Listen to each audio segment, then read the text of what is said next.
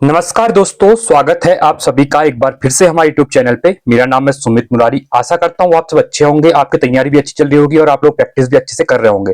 तो इसी क्रम में आज टॉप जीके जीएस के जो हमने यहाँ पे सीरीज स्टार्ट कर रखे हैं, इसका छठा क्लास रहने वाला है, जहां पे हम इंपॉर्टेंट 50 क्वेश्चन डिस्कस करेंगे जो कि आपके एग्जाम के ओरिएंटेड यहाँ पे बने हुए हैं। ठीक है, तो आप किसी भी एग्जाम की प्रिपरेशन कर रहे हैं, वीडियो बीपीडीओ, पटवारी, लेखपाल, पुलिस कांस्टेबल या आगामी आपकी आरओ यारो कोई भी एग्जाम होने वाला है फॉरेस्ट गार्ड का, तो उसके लिए काफी हेल्पफुल रहने वाली। जितना आप दिन भर जीएस पढ़ते हैं, उसके बाद 10 25 से 30 मिनट इस वीडियो में 50 क्वेश्चन को प्रैक्टिस कर लेंगे तो आपकी जीएस यहाँ पे अच्छी हो जाएगी। ठीक है, और एग्जाम में अपने आप को काफी कंफर्टेबल फील वहां पे करेंगे। चलो स्टार्ट करते हैं। साथ ही अगर आपको वीडियो अच्छी लग रही है तो वीडियो को लाइक करें, चैनल को सब्सक्राइब करें और दोस्तों के साथ वीडियो को शेयर करें। इससे क्या होता है, मुझे मोटिवेशन मिलता है, मैं आपके लिए ऐसे वीडियो आगे लेके आता हूं। ठीक है, तो चलो स्टार्ट करते हैं।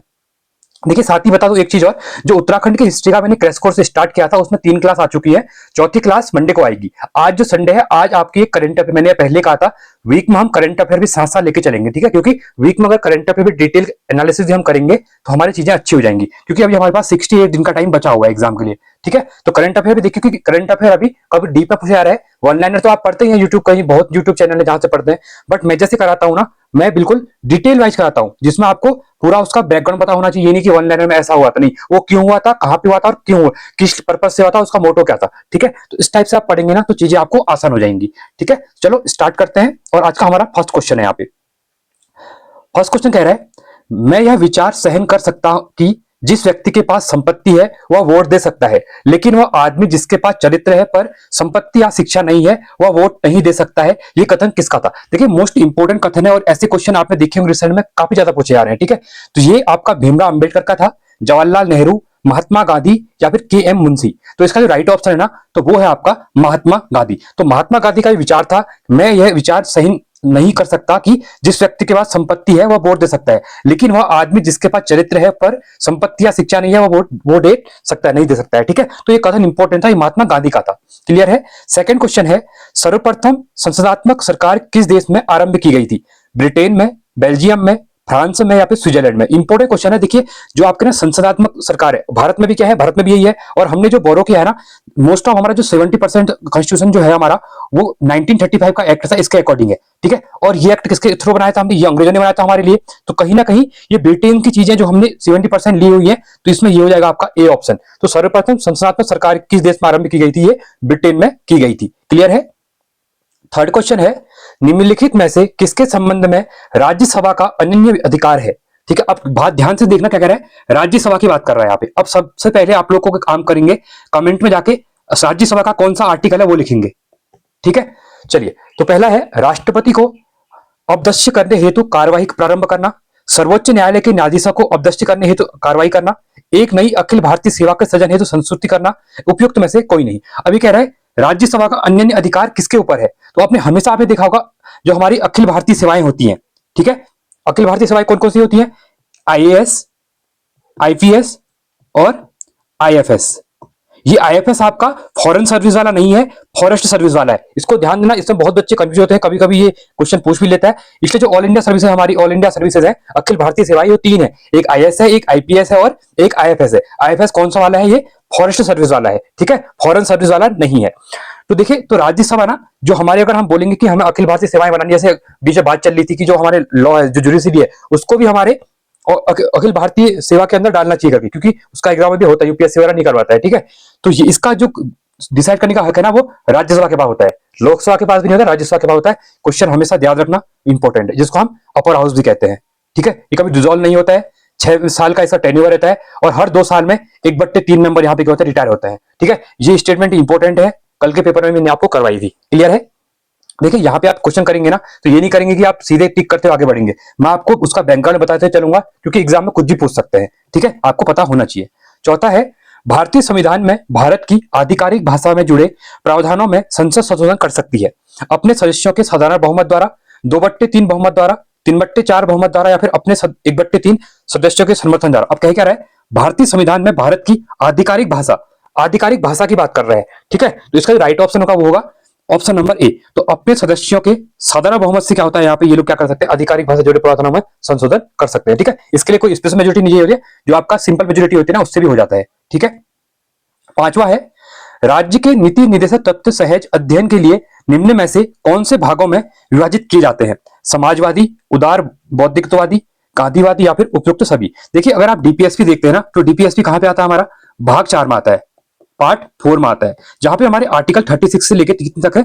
51 तक आर्टिकल दिए हुए हैं। तो इसी के अंतर्गत आपने यूसीसी के बारे में सुना होगा, जो कि न्यूज में काफी 44 में है। ठीक है, तो इसी क्रम में अगर हम देखते हैं कि राज्य के नीति तत्व जो है ना, तो सहज अध्ययन के लिए हमारे पास यहाँ पे तीन चीजें होती हैं। यहाँ पे हमारे सोशलिस्ट भी है, समाजवादी भी है, गांधीयन प्रिंसिपल भी है हमारे यहाँ पे, और उदार बौद्धिकवादी भी है। तो तीनों हो जाएंगे। अब आपके लिए काम है यहाँ पे, समाजवादी के अंदर कौन कौन से आर्टिकल है वो लिखेंगे आप लोग। क्योंकि देखिए मैं लिखने को इसलिए कह रहा हूँ क्योंकि कभी एग्जाम में पूछ लेगा ना, इसमें से कौन सा आर्टिकल गांधीवादी है या कौन सा समाजवादी है, तो आप पढ़ते नहीं है, तो आप यहाँ पे क्या करेंगे? स्किप कर सकते हैं उसको। अगर आप अभी यहीं पे, मैंने जैसे टॉपिक आ चुका है, कमेंट क्या करेंगे? बुक्स खोलेंगे, पढ़ेंगे, कमेंट में लिख देंगे ना, आपको याद हो जाएंगे एक बार वो कि कौन सा समाजवादी है, कौन से गांधीवादी है, प्रिंसिपल है, कौन से उदारवादी है करके, लिबरल है करके। ठीक है, तो ऑप्शन नंबर डी आपका बिल्कुल राइट रहेगा। देखिए जो होमवर्क देता हूं ना, उसको किया कीजिए, वो आपके लिए हेल्पफुल रहेगा। कल के दिन ये एग्जाम में अगर क्वेश्चन आ जाएगा, आपने अभी नहीं किया तो उस समय याद करोगे मुझे। ठीक है, तो छठा है यहाँ पे, निम्नलिखित में से किस अनुच्छेद को भारतीय संविधान का स्वर्ग त्रिकोण कहा गया है? ये क्वेश्चन भी यूके ट्रिपल एससी ने पूछा हुआ है एक बार। ठीक है, तो आर्टिकल 14, आर्टिकल 19, आर्टिकल 21 और आर्टिकल 32। तो देखिए जो आपका आर्टिकल नंबर 14 है, आर्टिकल नंबर 19 है और आर्टिकल नंबर 21 है, ये इंपॉर्टेंट है। इन तीनों को त्रिकोण कहा जाता है आर्टिकल का। ठीक है, तो इन तीनों को याद रखना, ये बहुत इंपॉर्टेंट है। तो ऑप्शन नंबर आपका हो जाएगा 1 बी एन 3, 1 2 3। तो ऑप्शन नंबर ए हो जाएगा। अनुच्छेद 32 आपको पता ही है, यहाँ पे हमारी रीट है 5 टाइप की। ठीक है, चलिए, तो चौथा नहीं रहेगा, इसमें 3 रहेंगे, ए बी 1 2 एंड 3। ठीक है, ऐसे क्वेश्चन समझ में आ रहे होंगे। ठीक है, आप लोगों को और चीजें क्लियर हो रही होंगी। सातवां है, एक वास्तविक गैस किसमें एक आदर्श गैस के रूप में क्रिया कर सकती है? उच्च दबाव और निम्न तापमान, निम्न दबाव और उच्च तापमान, उच्च दबाव और उच्च तापमान, या फिर निम्न दबाव और निम्न तापमान। इसका राइट ऑप्शन है निम्न दबाव और उच्च तापमान में। ठीक है, ऑप्शन नंबर बी रहेगा। आगे बढ़ते हैं, आठवां क्वेश्चन है, सूचियों का मिलान करना है। ठीक है, देखिए कोई देश दिए हुए हैं, उनकी राजधानियां दी हुई हैं, अब आपको ये पता होना चाहिए। देखिए अगर हम पहले देखते हैं यहाँ पे लिथुआनिया की बात करेंगे। ठीक है, तो लिथुआनिया की अगर बात करता हूं तो इसकी राजधानी होती है विनियस। फर्स्ट का आपका सेकंड हो जाएगा। अगला है अल्बानिया। ठीक है, तो अल्बानिया की है तिराना। अगला है माली, तो माली की राजधानी कहां पे है? ये आपकी बमाकी। और ये क्वेश्चन पूछ सकता है क्योंकि ये न्यूज में रहता है इंडिया के साथ। ठीक है, इनका जो चीज है रिलेशन वगैरह। लिचेस्टीन का हो जाएगा आपका वाजदू। ठीक है, ये थोड़ा आपके लिए अलग क्वेश्चन होगा, पर ऐसे क्वेश्चन भी कभी आते हैं तो कर लेना चाहिए। ठीक है, तो ये 4 हो जाएगा। तो 2 3 1 4, तो 2 3 1 4 वाला हमारा पास एक ही ऑप्शन है, ऑप्शन नंबर सी। नौवां है, हिमालय में मुख्य सीमांत भ्रष्म किसको पृथक करता है? ये क्वेश्चन आपने देखा होगा, यूके ट्रिपल एससी का ट्रेड है, ट्रेडमार्क कह सकते हैं। ये हो गया हिमाद्री, हो गया नीति आयोग, हो गया। ऐसे क्वेश्चन रिपीटली हर एग्जाम में पूछे जा रहे हैं। ठीक है, तो देखिए पहली बात, बृहत हिमालय को लघु हिमालय से, हाँ देखिए क्या कह रहा है, मुख्य सीमांत भ्रष्म कह रहा है। ठीक है, मेन सेंट्रल ट्रस्ट की बात कर रहा है यहाँ पे, एमसीटी जिसको हम कहते हैं, एमसीटी। ठीक है, तो ये हो जाएगा बृहत हिमालय को लघु हिमालय से। क्लियर है? चलिए अगला है 10वां, सूर्य के बाद सबसे नजदीक के तारे का प्रकाश पृथ्वी पर पहुंचने में लगभग कितना समय लगता है? 1 वर्ष, 2 वर्ष, 3.5 वर्ष या फिर 4.5, 4.2 वर्ष। ठीक है, तो इसका राइट ऑप्शन होगा, तो ये आपका कौन सा रहेगा? ये रहेगा आपका 4.2 वर्ष। ठीक है, ऑप्शन नंबर डी हो जाएगा। अगला है, निम्नलिखित में से कौन चंद्रगुप्त विक्रमादित्य की सभा के नवरत्न में शामिल था? अब देखिए यहाँ पे ना चंद्रगुप्त विक्रमादित्य के सभी क्या थे आपके? नवरत्न थे यहाँ पे। ठीक है, अब पहला है धन्वंतरी, अमर सिंह, क्षणपक, आर्यभट्ट, कालिदास और चरक। तो इसमें से कौन कौन है? तो पहली बात देखिए, धन्वंतरी तो थे यहाँ पे, अमर सिंह भी थे, क्षणपक भी थे, क्षणपक। ठीक है, अगले अगले देखिए आर्यभट्ट इनके उसमें नहीं थे। ठीक है, साथ ही साथ यहाँ पे कालिदास भी थे और चरक नहीं थे। ठीक है, तो आपका 4 और 6 को कट कर दो। ठीक है, 6 यहाँ दिया, 6 यहाँ भी दिया, 6 यहाँ भी दिया है, तो ऑप्शन नंबर आपका ए बिल्कुल यहाँ पे राइट हो जाएगा। क्लियर है? 12वां है, रॉबर्ट ब्रूस फुट जिन्होंने भारत में पहली बार पूरा पाषाण उपकरण की खोज की थी, वह एक क्या थे? भूगर्भ वैज्ञानिक थे, पुरातत्वविद थे, पूरा वनस्पति शास्त्री थे, या फिर ए एन बी दोनों थे? तो भूगर्भ भी थे और दूसरे क्या थे? ये थे आपके पुरातत्व भी थे। ठीक है, तो option number A and B रहेगा, ऑप्शन नंबर डी बिल्कुल राइट होगा। ठीक है, 13वां है, गैरिक मृतभांड का नामकरण कहां हुआ था? अहिच्छत्र में, हस्तिनापुर में, नूह में या फिर कंपाला में? तो गैरिक मृतभांड था, इनका नामकरण जो हुआ था, ये हुआ था आपका हस्तिनापुर में। इंपॉर्टेंट है, ठीक है, हस्तिनापुर याद रखना। 14वां है, दिल्ली का वह कौन सा सुल्तान था जिसने लोक कल्याणकारी विभाग की स्थापना की थी? गयासुद्दीन तुगलक, अलाउद्दीन खिलजी, फिरोज तुगलक या फिर सिकंदर लोदी। तो वो दिल्ली का जो सुल्तान जिसने लोक कल्याणकारी, बहुत इंपॉर्टेंट विभाग है जिसको हम क्या कहते हैं, पीडब्ल्यूडी कहते हैं, ठीक है, पब्लिक वर्क डिपार्टमेंट। तो इसकी स्थापना किसने की थी, ये क्वेश्चन बहुत बार पूछा गया है। तो फिरोज तुगलक के द्वारा की गई थी, ठीक है, ऑप्शन नंबर डी हो जाएगा। तो अभी आपका जो पीडब्ल्यू डिपार्टमेंट देखते हैं ना आप, तो वो यही है, ठीक है, तब से यहाँ पे इनकी शुरुआत हो चुकी थी। चलो आगे बढ़ते हैं। 15वां क्वेश्चन है यहाँ पे,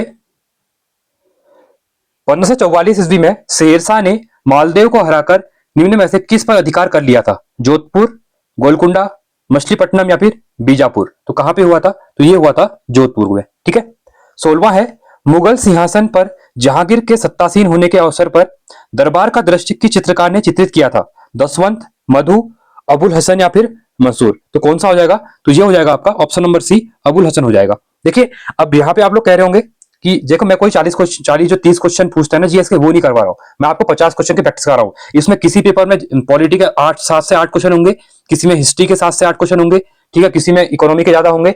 तो आपके लिए ये एक प्रैक्टिस है, ठीक है, ये कोई रियल एग्जाम नहीं है यहाँ पे। तो प्रैक्टिस आप कितना भी करो। अभी बहुत से कमेंट ये आएंगे कि सर ये तो एग्जाम में तो 8 क्वेश्चन पॉलिटी का थोड़ी पूछता है। ये मैं फिर से कह रहा हूँ, ये प्रैक्टिस है। आपके पेपर में 25 नंबर की जीएस आती है क्योंकि 5 नंबर की कंप्यूटर आती है, ठीक है, बट यहाँ पे 50 क्वेश्चन कर रहा हूं तो नंबर ऑफ क्वेश्चन बढ़ जाएंगे। वहां आपके 4 क्वेश्चन पॉलिटी के आते हैं तो यहाँ पे 8 आएंगे, ठीक है। तो ये प्रैक्टिस करना है, चीजों को ये देखो ना, आपके लिए चीजें प्रोवाइड हो रही है। तो आप लोग ये देखते हैं कि बस एक पढ़ना होता है एग्जाम के तय 25 क्वेश्चन आए और हमको टिक करना है, ऐसा नहीं होता है। प्रैक्टिस कर रहे हो तो 100 क्वेश्चन की भी करो, 200 क्वेश्चन की भी करो, 30 क्वेश्चन की भी करो, ठीक है, वो प्रैक्टिस होती है। बट आप लोगों को ये होता है कि बस एग्जाम के 25 क्वेश्चन आए और ऐसा भी, और कोई भी जो टेस्ट सीरीज होती है ना, ये नहीं होता है कि 25 क्वेश्चन आपने टेस्ट सीरीज लगाई और वही क्वेश्चन वहां पे आएंगे। प्रैक्टिस सीरीज का मतलब होता है आपको प्रैक्टिस आज ही कर रही है, आपने जो पढ़ा हुआ है जीएस वगैरह, आपकी प्रैक्टिस कितने नंबर बन रहे हैं। एग्जाम वैसा नहीं आता है, आपने देखा होगा, आप 20, 30, 40, 50 टेस्ट सीरीज लगाते होंगे, उसमें से एक भी ऐसा नहीं होता होगा कि सेम पेपर आ गया, ऐसा नहीं होता है, ठीक है, क्योंकि टेस्ट सीरीज अलग चीज है प्रैक्टिस के लिए और एग्जाम यहाँ पे अलग होता है। चलिए आगे बढ़ता हूं। 17वां है, मध्यकालीन इतिहास में किस राजवंश ने महिलाओं को उच्च पदों पर नियुक्त किया था? पल्लवों ने, चालुक्यों ने, चोल ने या फिर प्रतिहारों ने। इसका राइट ऑप्शन है आपका चालुक्यों ने। तो चालुक्यों ने क्या किया था? महिलाओं को उच्च पदों पर नियुक्त यहाँ पे किया था, ठीक है।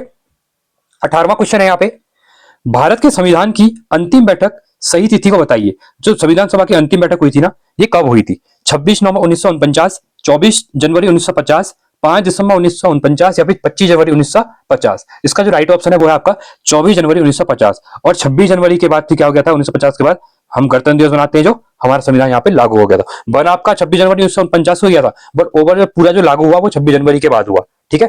तो लास्ट बैठक जो हुई थी आपकी वो 24 जनवरी को हुई थी, ठीक है। क्लियर है आप लोगों को? चलिए 19वां है, लोकसभा में केंद्र शासित क्षेत्रों का सर्वाधिक प्रतिनिधित्व हो सकता है, कितना हो सकता है? अब किसके बात देखिए, यहाँ पे कह रहा है लोकसभा के अंतर्गत कह रहा है जो हमारे यूनियन टेरिटरीज हैं। तो अभी के टाइम पे जो लोकसभा के अंदर 2 यूनियन टेरिटरी है ज्यादा, ठीक है, जिनके यहाँ पे क्या है, जिनकी विधानसभा भी है। पहली बात तो ये याद रखना, एक दिल्ली है आपका, एक आपका पुडुचेरी है, ठीक है। अब यहाँ पे जम्मू कश्मीर भी हो गया, इलेक्शन हो गए वहां पे, ठीक है। अब देखिए तो यहाँ पे बोला गया कि लोकसभा में केंद्र शासित क्षेत्रों का सर्वाधिक प्रतिनिधित्व, मतलब मैक्सिमम कितने लोग यहाँ पे लोकसभा में आ सकते हैं केंद्र शासित प्रदेशों से। जो हमारी 545 सीटें हैं ना अभी, तो उसमें कह रहे हैं कि कितने आ सकते हैं टोटल मिला के। तो ये जो हो सकते हैं वो हो सकते हैं आपके 20, ऑप्शन नंबर बी हो जाएगा, ठीक है। 20वां है, निम्नलिखित करों में कौन सा कर ग्राम पंचायत द्वारा लगाया जाता है? मोस्ट इंपोर्टेंट क्वेश्चन है। बिक्री कर, भू राजस्व कर, स्थानीय मेलों पर कर, उपयुक्त में से कोई नहीं। तो देखिए ये सिंपल क्वेश्चन है, जो हमारे स्थानीय मेले होते हैं ना, उसमें टैक्स लगा सकता है वो ग्राम पंचायत लगा सकती है। अब देखिए अभी इलेक्शन भी होने वाले, आई थिंक आज 13 तारीख, कल से 14 से बाद सिंबल मिल जाएंगे और 10 दिन तो आप पूरा यहाँ पे लोग मेहनत करेंगे पूरी, ठीक है, कमर कस के यहाँ पे मेहनत करेंगे। और 24 को और 28 को आई थिंक इलेक्शन है, ठीक है। तो आप लोग भी, बहुत लोग इसमें ग्राम प्रधान में उठे भी होंगे, ठीक है, आप लोगों को बधाइयां और अच्छे से प्रचार कीजिए पढ़ने के साथ साथ, ठीक है। 21वां है, महात्मा गांधी ने खिलाफत आंदोलन का समर्थन क्यों किया था? पहली बात, खलीफा ने क्रांतिकारियों को शरण दी थी। गांधी जी ने अंग्रेजों के खिलाफ अपने आंदोलन में भारतीय मुसलमानों का सहयोग प्राप्त करना चाहते थे। खलीफा ने भारत के स्वतंत्रता आंदोलन का समर्थन किया था। खलीफा गांधी जी के अच्छे मित्र थे। देखिए इंपोर्टेंट क्वेश्चन है, डायरेक्टली क्वेश्चन आ सकता है, ठीक है, ऐसे क्वेश्चन अभी रिसेंट में पूछे भी गए हैं। तो महात्मा गांधी जब खिलाफत आंदोलन हुआ था आपका, पहली बात आप लोगों के लिए क्वेश्चन है, खिलाफत आंदोलन कब हुआ था उसका यहाँ पे सन लिखेंगे आप लोग, ठीक है। अब देखिए हुआ क्या था, जो खिलाफत आंदोलन होता है ना, इसमें क्या गांधी जी ने अंग्रेजों के खिलाफ अपने आंदोलन में भारतीय मुसलमानों का सहयोग प्राप्त करना चाहते थे, क्योंकि गांधी जी को लगता था अगर हम अभी यूनाइट हो गए ना तो बहुत सी चीजें हम आसान हो सकती है हमारे क्या, हमको आजाद होने के लिए। तो यहाँ पे गांधी जी ने इनके लिए यहाँ पे सपोर्ट किया था, क्योंकि ये बात होती है आपकी फर्स्ट वर्ल्ड वॉर के टाइम की बात है, फर्स्ट वर्ल्ड वॉर, ठीक है, अब तो पता चल गया होगा, फिर भी देख लीजिए, वर्ल्ड वॉर का टाइम मैंने आपको बता दिया है। ठीक है, और सेकंड वर्ल्ड वॉर तो आपको सब पता ही है, 1939 से लेके 1945 तक है। ठीक है, तो ऑप्शन नंबर आपका बी यहाँ बिल्कुल राइट रहेगा। 22वां है, 18वीं शताब्दी में निम्न में से कौन से क्षेत्र तांबे एवं पीतल उद्योग के लिए प्रसिद्ध थे? बंबई, कलकत्ता, पूना, अहमदाबाद, अहमदाबाद, दिल्ली, नासिक, बनारस, पूना, नासिक, बनारस, आगरा या लखनऊ। अब किसकी बात कर, 18वीं शताब्दी की बात कर रहा है। ठीक है, तो इसमें कौन सा फेमस था? तो बनारस था, आगरा था और लखनऊ था। किसके लिए? तांबे और पीतल के लिए। ठीक है, ऑप्शन नंबर डी। अगला क्वेश्चन है यहाँ पे 23वां, कांग्रेस अधिवेशन में वंदे मातरम गाने वाले पहली मुस्लिम महिला कौन थी? रेहाना तैयब जी, बेगम हजरत महल, असगरी बेगम, रजिया खातून। तो जिसके किसके द्वारा कांग्रेस अधिवेशन में वंदे मातरम पहली बार गाया था? महिला के द्वारा। ठीक है, कौन सी? और मुस्लिम महिला की यहाँ पे बात कर रहे हैं, तो ये थी आपकी रेहाना तैयब जी। 24वां है, निम्नलिखित में से कौन सा हैदराबाद के निजाम का एक अर्धसैनिक बल था? अंसार, रजाकार, मुजाहिदीन या फिर हिजबुल। तो कौन सा था? तो ये था आपका रजाकार था। ठीक है, ऑप्शन नंबर बी हो जाएगा। चलिए आगे बढ़ते हैं 25 क्वेश्चन की तरफ। ठीक है, देखिए 25 क्वेश्चन क्या है, पथ कर एवं विद्युत कर किस सूची का विषय है? अब 3 सूची मैंने बताई थी, जो अनुसूची 7 है हमारी, उसके अंतर्गत आती है, सेंट्रल लिस्ट, स्टेट लिस्ट और कॉन्करेंट लिस्ट। ठीक है, संघ सूची, राज्य सूची और समवर्ती सूची। तो इसमें क्या कर रहा है, पथ कर एवं विद्युत कर कौन से में आता है? ठीक है, ये इंपॉर्टेंट है, तो ये आता है आपका राज्य सूची का विषय है। ठीक है, तो आपने देखा रिसेंट में ये चीज बेसिक होते हैं, पीछे देखा होगा उत्तराखंड में लाइट महंगी हुई थी, तो वो कौन महंगी कर रहा था? मुख्यमंत्री कर रहे थे, तो मतलब वो राज्य सूची का विषय है। ठीक है, तो ऐसे ना चीजों को रिलेट भी किया कीजिए, कुछ चीजें ना आपके आसपास ही होती है, बट आप लोग उनको सही से पढ़ते नहीं है।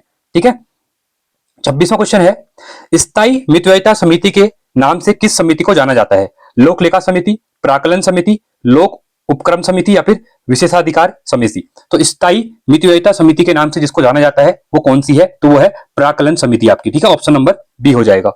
27वां है, राष्ट्रपति पर महाभियोग की प्रक्रिया के संबंध में निम्न में से कौन सा कथन सही नहीं है? कह रहा है, देखिए महाभियोग जो इंपीचमेंट है वो आर्टिकल नंबर 61 में आता है, पहली बात तो वहां पे लिखा हुआ है। ठीक है, अब देखिए पहला कह रहा है संसद की एक अर्ध न्यायिक प्रक्रिया है।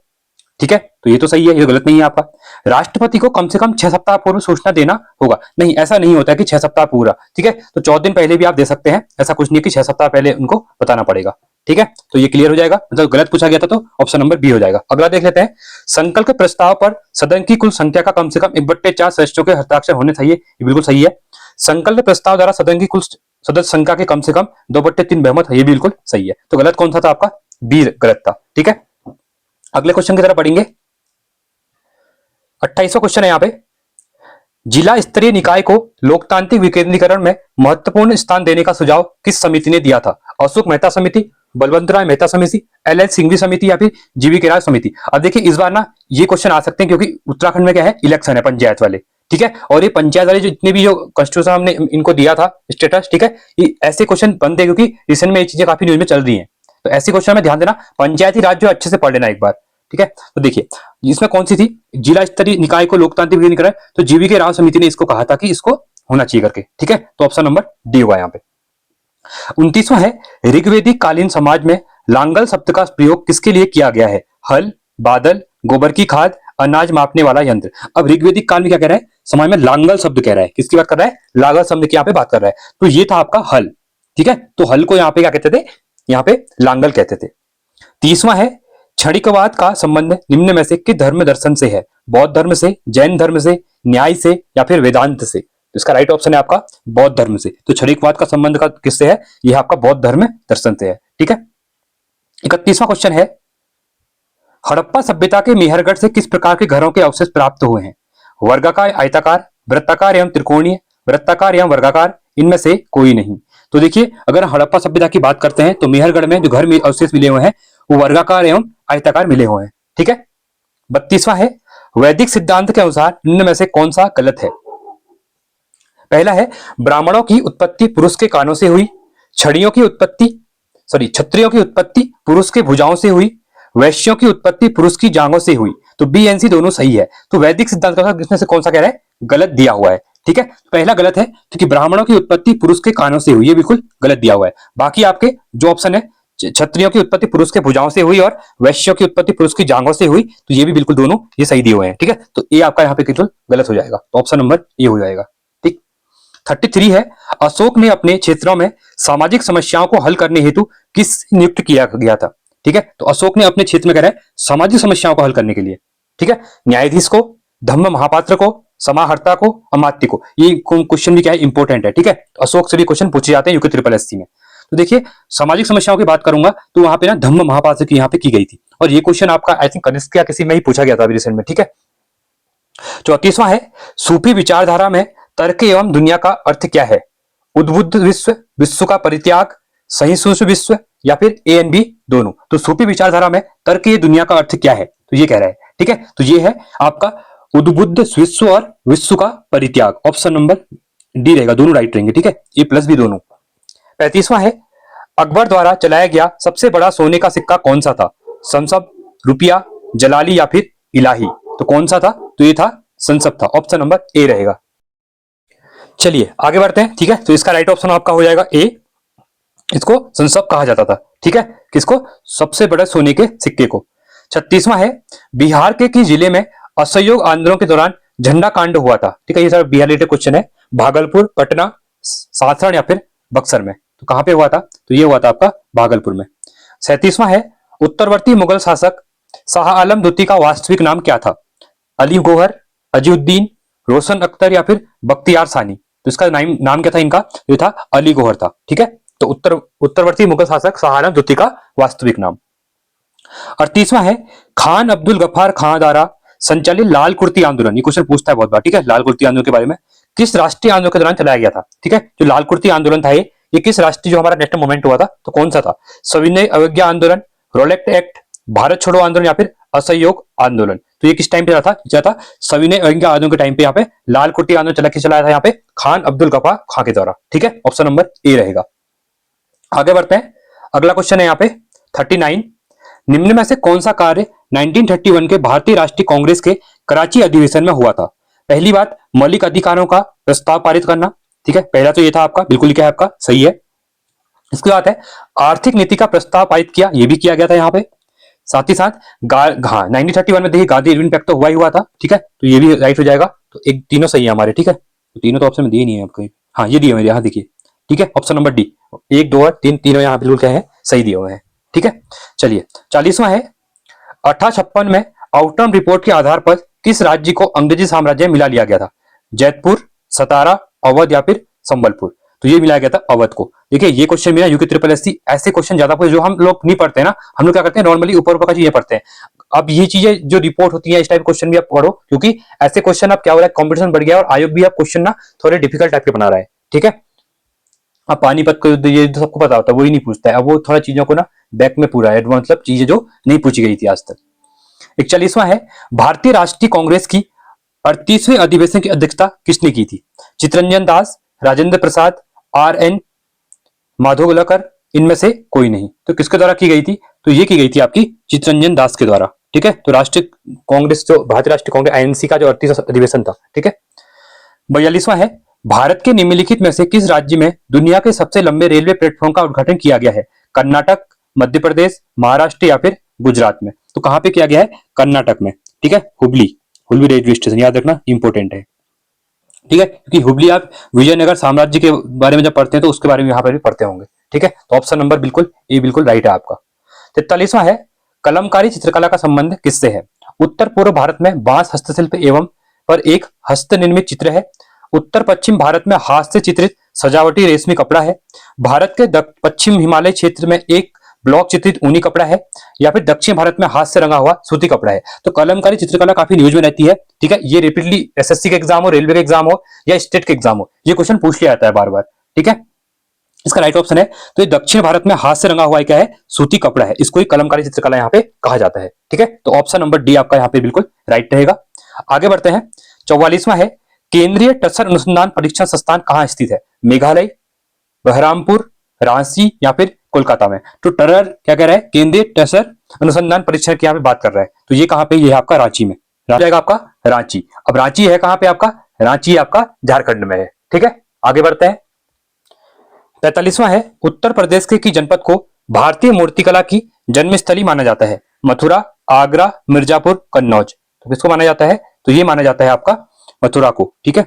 46वां है, सूर सरोवर पक्षी विहार स्थित है? कन्नौज में, मैनपुरी में, महोबा में या फिर आगरा में? तो ये कहां पर है? ये है आपका आगरा में है। ठीक है, ऑप्शन नंबर डी रहेगा। आगे बढ़ते हैं। 47वां क्वेश्चन है, किस राज्य के एक गांव को देश का पहला बायो विलेज घोषित किया गया है? अरुणाचल प्रदेश, त्रिपुरा, मिजोरम या फिर गोवा? देखिए, त्रिपुरा के एक गांव को देश का पहला बायो विलेज यहाँ पे घोषित किया गया है। ये क्वेश्चन पूछ भी सकते हैं एग्जाम में। ठीक है, तो ऑप्शन नंबर बी यहाँ पे बिल्कुल राइट रहेगा।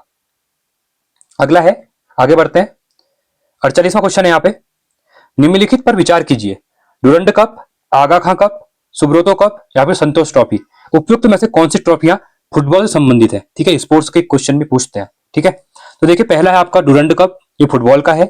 ठीक है, सुब्रोतो कप ये भी फुटबॉल का है, और संतोष ट्रॉफी ये भी क्या है आपका फुटबॉल का है। ठीक है, तो 1, 3 और 4, हाँ, ऑप्शन नंबर डी 1, 3 एंड 4। 49वां है, ग्रॉस वैल्यू एडिट में सेवा क्षेत्र के घटक कौन से हैं? देखिए, अभी आगे इकोनॉमी क्वेश्चन। ठीक है, अब जिसको लगा था अभी इकोनॉमी क्वेश्चन नहीं करवाए तो आ गए। देखिए देखिए, जो जीवीए है ना आपका, ग्रॉस वैल्यू एडिट, जो मैं सेवा क्षेत्र, जो सर्विस सेक्टर है आपका, तो इसमें कौन कौन से घटक है? पहली बात तो निर्माण आएगा यहाँ पे? नहीं आएगा। मैंने पहले कहा ना, निर्माण तो हमारा सर्विस सेक्टर का पार्ट ही नहीं है। अगर आप थोड़ा भी देखते हैं, primary sector, secondary sector, tertiary sector. Primary जो सेक्टर, जो प्राथमिक क्षेत्र है, उसमें हमारा कृषि की चीजें आती हैं। सेकेंडरी सेक्टर में हमारी जो विनिर्माण की चीजें आती हैं, जिसमें मैन्युफैक्चरिंग चीजें बनती हैं। यहाँ चीजें हुई, यहाँ पे बनी, और यहाँ पे सेवा सेक्टर में, थर्सरी में क्या हुआ, चीजें बेची। ठीक है, तो पहला तो कटकर निर्माण, ये नहीं आएगा आपका किसमें, सेवा क्षेत्र के अंतर्गत। अब अगला कह रहा है व्यापार, होटल, परिवहन, प्रसार, हाँ, ये भी आएगा, बिल्कुल राइट है आपका। इसके बाद बिजली, गैस, जल आपूर्ति तथा अन्य उपयोगी, ये भी नहीं आएगा। लोक प्रशासन, हाँ, ये आएगा आपका। और वित्तीय, रिटेल एसेट, ये भी आएगा। ठीक है, तो कौन सा राइट हो जाएगा? बी, डी और E, B D E, B D E, हाँ, ऑप्शन नंबर ए बिल्कुल आपका यहाँ पे क्या है, बिल्कुल राइट है। ठीक है, चलिए आगे देखते हैं। 50वां क्वेश्चन है, ओपन मार्केट ऑपरेशन क्या है? ये क्वेश्चन भी पूछा जाता है बार बार। ठीक है, सेबी पंजीकृत दलालों की गतिविधियां। अब देखिए, सेबी के बारे में पता होना चाहिए। ठीक है, सेबी की फुल फॉर्म क्या है और सेबी कब बना? ठीक है, तो ये आप लोग बताएंगे। अगला है, आरबीआई द्वारा मुद्रा की बिक्री, सरकार द्वारा गिफ्ट एज्ड प्रतिभूतियों की बिक्री, एफआईआई द्वारा शेयर की बिक्री। ठीक है, अब इसमें कह रहा है ओपन मार्केट ऑपरेशन किसका है? तो देखिए, सरकार द्वारा जो गिल्ट एज प्रतिभूतियों की बिक्री की जाती है ना, वो ओपन मार्केट ऑपरेशन के अंतर्गत आता है। ठीक है, तो आपका ऑप्शन नंबर बिल्कुल यहाँ पे सी राइट रहेगा। तो ये क्वेश्चन कैसे लगे आपको, कितना आपका स्कोर रहा, और क्वेश्चन का लेवल क्या था? आपको अगर हेल्प वीडियो अच्छी लगी तो वीडियो को लाइक करें, चैनल को सब्सक्राइब करें, और कमेंट जरूर करें कि आपको वीडियो कैसी लग रही है। ठीक है, ये वीडियोस मैं जहां तक ट्राई करूंगा डेली आपके लिए अपलोड हो, क्योंकि इससे क्या होगा कि आपकी जो 50 क्वेश्चन की प्रैक्टिस होती है ना, वो होती रहे डेली बेसिस पे। ठीक है, तो चलो आज के लिए इतना ही रखते हैं। Thanks for watching. जय हिंद, वंदे मातरम।